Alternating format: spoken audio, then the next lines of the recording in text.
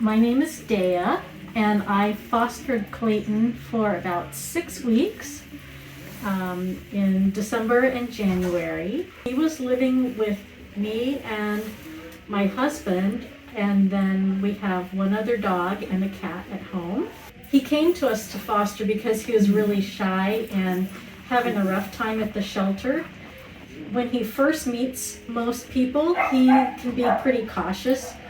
And unfortunately, he's a big guy and he'll bark, which kind of puts some people off. One thing that I really love about Clayton is that he's very cuddly and affectionate.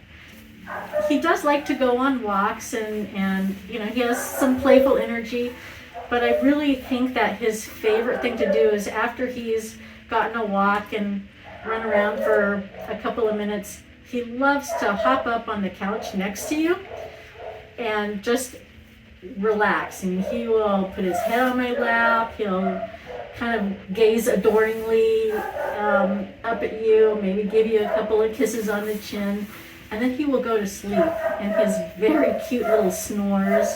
He has a very soft face and soft ears. He takes treats very gently.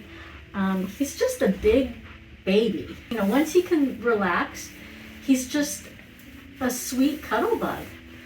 That's another thing is he has very nice manners. So he knows sit, he knows stay.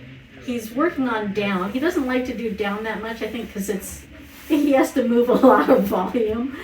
But he knows those. He will always sit before I would feed him or open the door to go outside on a walk. He doesn't like push or shove or anything. He's just very polite and waits for the okay. When he's in a playful mood, he likes to fetch and he'll leave it and let me throw a ball or a toy again.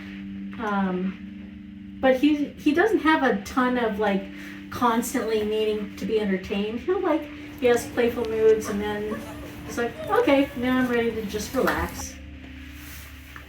The issue was more a couple of times where he did not want my dog to run over to one of Clayton's people. So he got kind of resource guarding with people.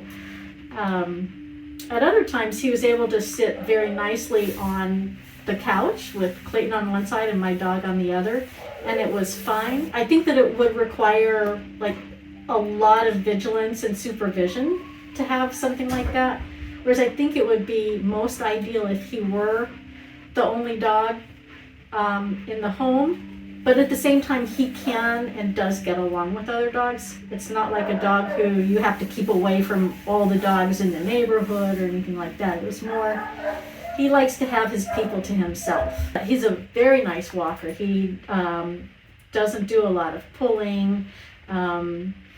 He mostly just wants to sniff. He's a very easy walk. He's not great with kids. I think the noisiness and the quick movement and things like that for kids, the kids do, is really hard for him.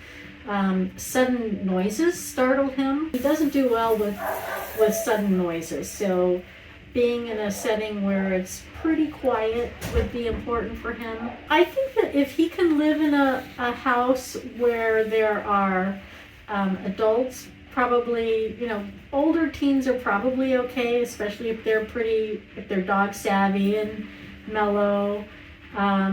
Being the only dog in the house, he doesn't so much need a fenced-in yard because he's fine going out on walks, but it would probably be best to be a pretty quiet neighborhood. Urban setting would be tough, as well as if an apartment where he'd have to walk in indoor hallways to get to outside would be hard for him, just because having the potential of walking past strangers would be difficult. In summary, I'd say that he's just an incredibly sweet, cuddly boy who's kind of anxious in this setting, but when he's in a quiet place where he can relax, he's just the best love bug anyone could imagine. And I love him.